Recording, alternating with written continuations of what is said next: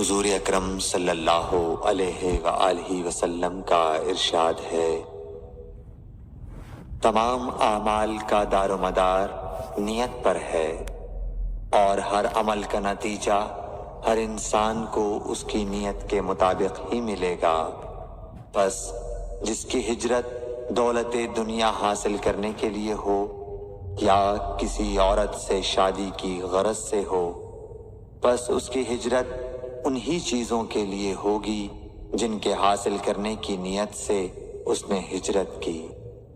صحیح بخاری حدیث نمبر 1۔ حضور اکرم صلی اللہ علیہ وآلہ وسلم نے فرمایا کہ وحی نازل ہوتے وقت کبھی مجھ کو گھنٹی کی سی آواز محسوس ہوتی ہے، اور وحی کی یہ کیفیت مجھ پر بہت شاق گزرتی ہے۔ جب یہ کیفیت ختم ہوتی ہے تو میرے دل و دماغ پر اس فرشتے کے ذریعے نازل شدہ وحی محفوظ ہو جاتی ہے، اور کسی وقت ایسا ہوتا ہے کہ فرشتہ بشکل انسان میرے پاس آتا ہے اور مجھ سے کلام کرتا ہے، بس میں اس کا کہا ہوا یاد رکھ لیتا ہوں۔ صحیح بخاری حدیث نمبر 2۔ صلی اللہ علیہ وآلہ وسلم پر وحی کا ابتدائی دور اچھے سچے پاکیزہ خوابوں سے شروع ہوا۔ آپ خواب میں جو کچھ دیکھتے وہ صبح کی روشنی کی طرح صحیح اور سچا ثابت ہوتا۔ پھر من جانب قدرت آپ تنہائی پسند ہو گئے اور آپ نے غار حرا میں خلوت نشینی اختیار فرمائی، اور کئی دن اور رات وہاں مسلسل عبادت اور یاد الہی و ذکر میں مشغول رہنے لگے۔ جب تک گھر آنے کو دل نہ چاہتا توشہ ہمراہ لیے ہوئے وہاں رہتے۔ توشہ ختم ہونے پر ہی اہلیہ محترمہ حضرت خدیجہ رضی اللہ تعالی عنہا کے پاس تشریف لاتے اور کچھ توشہ ہمراہ لے کر پھر وہاں جا کر خلوت گزین ہو جاتے۔ یہی طریقہ جاری رہا یہاں تک کہ آپ پر حق منکشف ہو گیا اور آپ غار حرا ہی میں قیام پذیر تھے کہ اچانک حضرت جبرائیل علیہ السلام آپ کے پاس حاضر ہوئے اور کہنے لگے کہ اے محمد پڑھو۔ آپ فرماتے ہیں کہ میں نے کہا کہ میں پڑھنا نہیں جانتا۔ آپ صلی اللہ علیہ وسلم فرماتے ہیں کہ فرشتے نے مجھے پکڑ کر اتنے زور سے بھینچا کہ میری طاقت جواب دے گئی، پھر مجھے چھوڑ کر کہا پڑھو۔ میں نے پھر وہی جواب دیا کہ میں پڑھا ہوا نہیں ہوں۔ اس فرشتے نے مجھ کو نہایت ہی زور سے بھینچا کہ مجھ کو سخت تکلیف محسوس ہوئی، پھر اس نے کہا کہ پڑھ۔ میں نے کہا میں پڑھا ہوا نہیں ہوں۔ فرشتے نے تیسری بار مجھ کو پکڑا اور تیسری مرتبہ پھر مجھ کو بھینچا، پھر مجھے چھوڑ دیا اور کہنے لگا کہ پڑھو اپنے رب کے نام کی مدد سے جس نے پیدا کیا اور انسان کو خون کی پھٹکی سے بنایا۔ پڑھو اور آپ کا رب بہت ہی مہربانیاں کرنے والا ہے۔ بس یہی آیتیں آپ حضرت جبرائیل علیہ السلام سے سن کر اس حال میں غار حرا سے واپس ہوئے کہ آپ کا دل اس انوکھے واقعے سے کانپ رہا تھا۔ آپ حضرت خدیجہ کے ہاں تشریف لائے اور فرمایا کہ مجھے کمبل اوڑھا دو، مجھے کمبل اوڑھا دو۔ لوگوں نے آپ کو کمبل اوڑھا دیا۔ جب آپ کا ڈر جاتا رہا تو آپ نے اپنی زوجہ محترمہ حضرت خدیجہ رضی اللہ تعالی عنہا کو تفصیل کے ساتھ یہ واقعہ سنایا اور فرمانے لگے کہ مجھ کو اب اپنی جان کا خوف ہو گیا ہے۔ آپ کی اہلیہ محترمہ حضرت خدیجہ رضی اللہ تعالی عنہا نے آپ کی ڈھارس بندھائی اور کہا کہ آپ کا خیال صحیح نہیں ہے۔ اللہ کی قسم آپ کو اللہ کبھی رسوا نہیں کرے گا۔ آپ تو اخلاق فاضلہ کے مالک ہیں، آپ تو کنبہ پرور ہیں، بے کسوں کا بوجھ اپنے سر پر رکھتے ہیں مفلسوں کے لیے آپ کماتے ہیں، مہمان نوازی میں آپ بے مثال ہیں، اور مشکل وقت میں آپ امر حق کا ساتھ دیتے ہیں۔ ایسے اوصاف حسنہ والا انسان یوں بے وقت ذلت و خواری کی موت نہیں پا سکتا۔ پھر مزید تسلی کے لیے حضرت خدیجہ رضی اللہ تعالی عنہا آپ کو ورقہ بن نوفل کے پاس لے گئیں، جو ان کے چچا زاد بھائی تھے اور زمانہ جاہلیت میں نصرانی مذہب اختیار کر چکے تھے اور عبرانی زبان کے کاتب تھے۔ چنانچہ انجیل کو بھی حسب منشائے خداوندی عبرانی زبان میں لکھا کرتے تھے۔ انجیل سریانی زبان میں نازل ہوئی تھی، پھر اس کا ترجمہ عبرانی زبان میں ہوا۔ ورقہ اسی کو لکھتے تھے۔ وہ بہت بوڑھے ہو گئے تھے، یہاں تک کہ ان کی بینائی بھی رخصت ہو چکی تھی۔ حضرت خدیجہ رضی اللہ تعالی عنہا نے ان کے سامنے آپ کے حالات بیان کیے اور کہا کہ اے چچا زاد بھائی، اپنے بھتیجے محمد صلی اللہ علیہ وسلم کی زبانی ذرا ان کی کیفیت سن لیجئے۔ وہ بولے کہ بھتیجے، آپ نے جو کچھ دیکھا ہے اس کی تفصیل سناؤ۔ چنانچہ آپ صلی اللہ علیہ وآلہ وسلم نے از اول تا آخر پورا واقعہ سنایا، جسے سن کر ورقہ بے اختیار ہو کر بول اٹھے کہ یہ تو وہی ناموس معزز رازدان فرشتہ ہے جسے اللہ نے حضرت موسیٰ علیہ السلام پر وحی دے کر بھیجا تھا۔ کاش میں آپ کے اس عہد نبوت کے شروع ہونے پر جوان عمر ہوتا، کاش میں اس وقت تک زندہ رہتا جب کہ آپ کی قوم آپ کو اس شہر سے نکال دے گی۔ رسول کریم صلی اللہ علیہ وآلہ وسلم نے یہ سن کر تعجب سے پوچھا کہ کیا وہ لوگ مجھ کو نکال دیں گے، حالانکہ میں تو ان میں صادق و امین و مقبول ہوں۔ ورقہ بولا، ہاں یہ سب کچھ سچ ہے، مگر جو شخص بھی آپ کی طرح امر حق لے کر آیا لوگ اس کے دشمن ہی ہو گئے ہیں۔ اگر مجھے آپ کی نبوت کا وہ زمانہ مل جائے تو میں آپ کی پوری مدد کروں گا، مگر ورقہ کچھ دنوں کے بعد انتقال کر گئے۔ پھر کچھ عرصے تک وحی کی آمد موقوف رہی۔ صحیح بخاری حدیث نمبر 3۔ حضور اکرم صلی اللہ علیہ وآلہ وسلم نے وحی کے رک جانے کے زمانے کے حالات بیان فرماتے ہوئے کہا کہ ایک روز میں چلا جا رہا تھا کہ اچانک میں نے آسمان کی طرف ایک آواز سنی اور میں نے اپنا سر آسمان کی طرف اٹھایا۔ کیا دیکھتا ہوں کہ وہی فرشتہ جو میرے پاس غار حرا میں آیا تھا وہ آسمان و زمین کے بیچ میں ایک کرسی پر بیٹھا ہوا ہے۔ میں اس سے ڈر گیا اور گھر آنے پر میں نے پھر کمبل اوڑھنے کی خواہش ظاہر کی۔ اس وقت اللہ پاک کی طرف سے یہ آیات نازل ہوئیں، اے لحاف اوڑھ کر لیٹنے والے، اٹھ کھڑا ہو اور لوگوں کو عذاب الہی سے ڈرا، اور اپنے رب کی بڑائی بیان کر، اور اپنے کپڑوں کو پاک صاف رکھ اور گندگی سے دور رہ۔ اس کے بعد وہی تیزی کے ساتھ پے در پے آنے لگی۔ صحیح بخاری حدیث نمبر 4۔ رسول اللہ صلی اللہ علیہ وآلہ وسلم نزول قرآن کے وقت بہت سختی محسوس فرمایا کرتے تھے، اور اس کی علامتوں میں سے ایک یہ تھی کہ یاد کرنے کے لیے آپ اپنے ہونٹوں کو ہلاتے تھے۔ ابن عباس رضی اللہ تعالی عنہ نے کہا، میں اپنے ہونٹوں کو ہلاتا ہوں جس طرح آپ ہلاتے تھے۔ سعید کہتے ہیں، میں بھی اپنے ہونٹ ہلاتا ہوں جس طرح ابن عباس رضی اللہ تعالی عنہ کو میں نے ہلاتے دیکھا۔ پھر انہوں نے اپنے ہونٹ ہلائے۔ ابن عباس رضی اللہ تعالی عنہ نے کہا، پھر یہ آیت اتری کہ اے محمد، قرآن کو جلد جلد یاد کرنے کے لیے اپنی زبان نہ ہلاؤ، اس کا جمع کر دینا اور پڑھا دینا ہمارا ذمہ ہے۔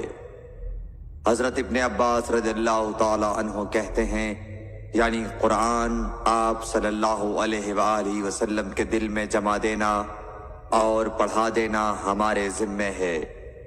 پھر جب ہم پڑھ چکے تو اس پڑھے ہوئے کی اتباع کرو۔ ابن عباس رضی اللہ تعالی عنہ فرماتے ہیں اس کا مطلب یہ ہے آپ اس کو خاموشی کے ساتھ سنتے رہو، اس کے بعد مطلب سمجھا دینا ہمارے ذمے ہے۔ پھر یقیناً یہ ہماری ذمہ داری ہے کہ آپ اس کو پڑھو، یعنی اس کو محفوظ کر سکو۔ چنانچہ اس کے بعد جب آپ کے پاس حضرت جبرائیل علیہ السلام وحی لے کر آتے تو آپ توجہ سے سنتے، جب وہ چلے جاتے تو رسول اللہ صلی اللہ علیہ وسلم اس وحی کو اس طرح پڑھتے جس طرح حضرت جبرائیل علیہ السلام نے اسے پڑھا تھا۔ صحیح بخاری حدیث نمبر 5۔ رسول اللہ صلی اللہ علیہ وآلہ وسلم سب لوگوں سے زیادہ جواد سخی تھے، اور رمضان میں دوسرے اوقات کے مقابلے میں جب جبرائیل علیہ السلام آپ صلی اللہ علیہ وآلہ وسلم سے ملتے بہت ہی زیادہ جود و کرم فرماتے۔ جبرائیل علیہ السلام رمضان کی ہر رات میں آپ صلی اللہ علیہ وآلہ وسلم سے ملاقات کرتے اور آپ کے ساتھ قرآن کا دورہ کرتے۔ غرض حضرت صلی اللہ علیہ وآلہ وسلم لوگوں کو بھلائی پہنچانے میں بارش لانے والی ہوا سے بھی زیادہ جود و کرم فرمایا کرتے تھے۔ صحیح بخاری حدیث نمبر 6۔ ہرقل شاہ روم نے قریش کے قافلے میں ایک آدمی بلانے کو بھیجا، اور اس وقت یہ لوگ تجارت کے لیے ملک شام گئے ہوئے تھے، اور یہ وہ زمانہ تھا جب رسول اللہ صلی اللہ علیہ وسلم نے قریش اور ابو سفیان سے ایک وقتی عہد کیا ہوا تھا۔ جب ابو سفیان اور دوسرے لوگ ہرقل کے پاس ایلیا پہنچے جہاں ہرقل نے دربار طلب کیا تھا، اس کے گرد روم کے بڑے بڑے لوگ، علماء، وزراء و امراء بیٹھے ہوئے تھے۔ ہرقل نے ان کو اور اپنے ترجمان کو بلوایا، پھر ان سے پوچھا کہ تم میں سے کون شخص مدعی رسالت کا زیادہ قریبی عزیز ہے؟ ابو سفیان کہتے ہیں کہ میں بول اٹھا کہ میں اس کا سب سے زیادہ قریبی رشتہ دار ہوں۔ یہ سن کر ہرقل نے حکم دیا کہ اس ابو سفیان کو میرے قریب لا کر بٹھاؤ اور اس کے ساتھیوں کو اس کی پیٹھ کے پیچھے بٹھا دو۔ پھر اپنے ترجمان سے کہا کہ ان لوگوں سے کہہ دو کہ میں ابو سفیان سے اس شخص یعنی محمد صلی اللہ علیہ وسلم کے حالات پوچھتا ہوں، اگر یہ مجھ سے کسی بات میں جھوٹ بول دے تو تم اس کا جھوٹ ظاہر کر دینا۔ ابو سفیان کا قول ہے کہ خدا کی قسم اگر مجھے یہ غیرت نہ آتی کہ یہ لوگ مجھ کو جھٹلائیں گے تو میں آپ صلی اللہ علیہ وسلم کی نسبت ضرور غلط گوئی سے کام لیتا۔ خیر، پہلی بات جو ہرقل نے مجھ سے پوچھی وہ یہ کہ اس شخص کا خاندان تم لوگوں میں کیسا ہے؟ میں نے کہا وہ تو بڑے اونچے عالی نسب والے ہیں۔ کہنے لگا اس سے پہلے بھی کسی نے تم لوگوں میں ایسی بات کہی تھی؟ میں نے کہا نہیں۔ کہنے لگا اچھا اس کے بڑوں میں کوئی بادشاہ ہوا ہے؟ میں نے کہا نہیں۔ پھر اس نے کہا بڑے لوگوں نے اس کی پیروی اختیار کی ہے یا کمزوروں نے؟ میں نے کہا نہیں، کمزوروں نے۔ پھر کہنے لگا اس کے تابعدار روز بڑھتے جاتے ہیں یا کوئی ساتھی پھر بھی جاتا ہے؟ میں نے کہا نہیں۔ کہنے لگا کیا اپنے اس دعوی نبوت سے پہلے کبھی کسی بھی موقع پر اس نے جھوٹ بولا ہے؟ میں نے کہا نہیں، اور اب ہماری اس سے صلح کی ایک مقررہ مدت ٹھہری ہوئی ہے، معلوم نہیں وہ اس میں کیا کرنے والا ہے۔ ابو سفیان کہتے ہیں میں اس بات کے سوا اور کوئی جھوٹ اس گفتگو میں شامل نہ کر سکا۔ ہرقل نے کہا کیا تمہاری اس سے کبھی لڑائی بھی ہوئی ہے؟ ہم نے کہا کہ ہاں۔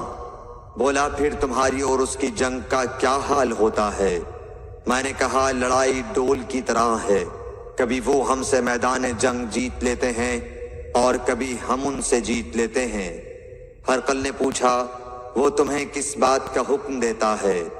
میں نے کہا، وہ کہتا ہے کہ صرف ایک اللہ ہی کی عبادت کرو، اس کا کسی کو شریک نہ بناؤ، اور اپنے باپ دادا کی شرک کی باتیں چھوڑ دو، اور ہمیں نماز پڑھنے، سچ بولنے، پرہیزگاری اور صلہ رحمی کا حکم دیتا ہے۔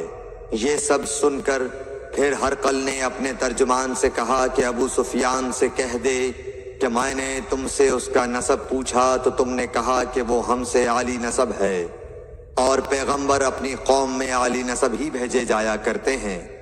میں نے تم سے پوچھا کہ دعویٰ نبوت کی یہ بات تمہارے اندر اس سے پہلے کسی اور نے بھی کہی تھی تو تم نے جواب دیا کہ نہیں۔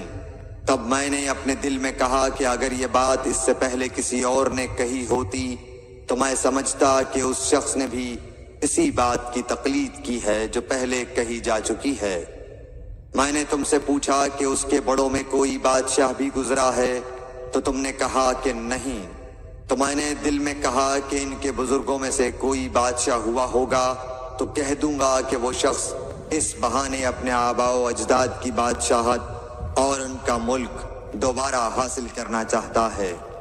اور میں نے تم سے پوچھا کہ اس بات کے کہنے یعنی پیغمبری کا دعویٰ کرنے سے پہلے تم نے کبھی اس کو دروغ گوئی کا الزام لگایا ہے؟ تم نے کہا کہ نہیں۔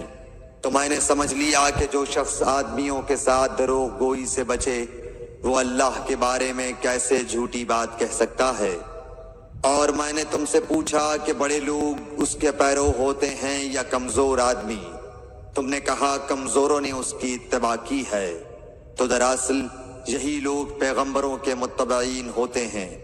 اور میں نے تم سے پوچھا کہ اس کے ساتھی بڑھ رہے ہیں یا کم ہو رہے ہیں؟ تم نے کہا کہ وہ بڑھ رہے ہیں، اور ایمان کی کیفیت یہی ہوتی ہے حتیٰ کہ وہ کامل ہو جاتا ہے۔ اور میں نے تم سے پوچھا کہ آیا کوئی شخص اس کے دین سے ناخوش ہو کر مرتد بھی ہو جاتا ہے؟ تم نے کہا نہیں۔ تو ایمان کی خاصیت بھی یہی ہے، جن کے دلوں میں اس کی مسرت رچ بس جائے وہ اس سے لوٹا نہیں کرتے۔ اور میں نے تم سے پوچھا کہ آیا وہ کبھی عہد شکنی کرتے ہیں؟ تم نے کہا نہیں۔ پیغمبروں کا یہی حال ہوتا ہے، وہ عہد کی خلاف ورزی نہیں کرتے۔ اور میں نے تم سے کہا کہ وہ تم سے کس چیز کے لیے کہتے ہیں؟ تم نے کہا کہ وہ ہمیں حکم دیتے ہیں کہ اللہ کی عبادت کرو، اس کے ساتھ کسی کو شریک نہ ٹھہراؤ، اور تمہیں بتوں کی پرستش سے روکتے ہیں، سچ بولنے اور پرہیزگاری کا حکم دیتے ہیں۔ لہٰذا اگر یہ باتیں جو تم کہہ رہے ہو سچ ہیں تو ان قریب وہ اس جگہ کا مالک ہو جائے گا کہ جہاں میرے یہ دونوں پاؤں ہیں۔ مجھے معلوم تھا کہ وہ پیغمبر آنے والا ہے، مگر مجھے یہ معلوم نہیں تھا کہ وہ تمہارے اندر ہوگا۔ اگر میں جانتا کہ اس تک پہنچ سکوں گا تو اس سے ملنے کے لیے ہر تکلیف گوارا کرتا۔ اگر میں اس کے پاس ہوتا تو اس کے پاؤں دھوتا۔ ہرقل نے رسول اللہ صلی اللہ علیہ وسلم کا وہ خط منگایا جو آپ نے وحیہ کلبی رضی اللہ تعالیٰ عنہ کے ذریعے حاکم بصرہ کے پاس بھیجا تھا، اور اس نے وہ ہرقل کے پاس بھیج دیا تھا۔ پھر اس کو پڑھا تو اس میں لکھا تھا، اللہ کے نام کے ساتھ جو نہایت مہربان اور رحم والا ہے۔ اللہ کے بندے اور اس کے پیغمبر محمد صلی اللہ علیہ وسلم کی طرف سے یہ خط ہے شاہ روم کے لیے۔ اس شخص پر سلام ہو جو ہدایت کی پیروی کرے۔ اس کے بعد میں آپ کے سامنے دعوت اسلام پیش کرتا ہوں۔ اگر آپ اسلام لے آئیں گے تو دین و دنیا میں سلامتی نصیب ہوگی، اللہ آپ کو دوہرا ثواب دے گا، اور اگر آپ میری دعوت سے روگردانی کریں گے تو آپ کی رعایا کا گناہ بھی آپ ہی پر ہوگا۔ اور اے اہل کتاب، ایک ایسی بات پر آ جاؤ جو ہمارے اور تمہارے درمیان یکساں ہے، وہ یہ کہ ہم اللہ کے سوا کسی کی عبادت نہ کریں اور کسی کو اس کا شریک نہ ٹھہرائیں، اور نہ ہم میں سے کوئی کسی کو خدا کے سوا اپنا رب بنائے۔ پھر اگر وہ اہل کتاب اس کتاب سے منہ پھیر لیں تو مسلمانوں، تم ان سے کہہ دو کہ تم مانو یا نہ مانو، ہم ایک خدا کے اطاعت گزار ہیں۔ ابو سفیان کہتے ہیں جب ہرقل نے جو کچھ کہنا تھا کہہ دیا اور خط پڑھ کر فارغ ہوا تو اس کے ارد گرد بہت شور و غوغا ہوا، بہت سی آوازیں اٹھیں اور ہمیں باہر نکال دیا گیا۔ تب میں نے اپنے ساتھیوں سے کہا کہ ابو کبشہ کے بیٹے آن حضرت صلی اللہ علیہ وسلم کا معاملہ تو بہت بڑھ گیا، دیکھو تو اس سے بنی اصفر روم کا بادشاہ بھی ڈرتا ہے۔ مجھے اس وقت سے اس بات کا یقین ہو گیا کہ حضور صلی اللہ علیہ وسلم ان قریب غالب ہو کر رہیں گے، حتیٰ کہ اللہ نے مجھے مسلمان کر دیا۔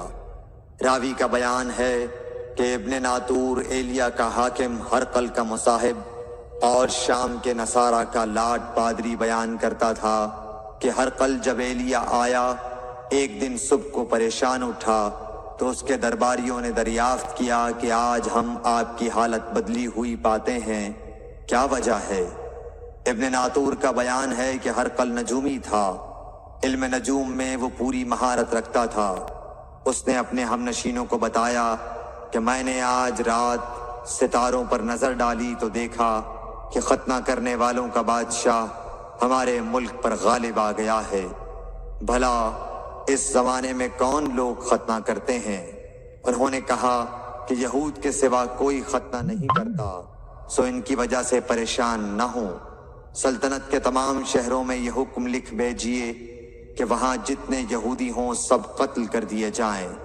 وہ لوگ انہی باتوں میں مشغول تھے کہ ہرقل کے پاس ایک آدمی لایا گیا جسے شاہ غسان نے بھیجا تھا۔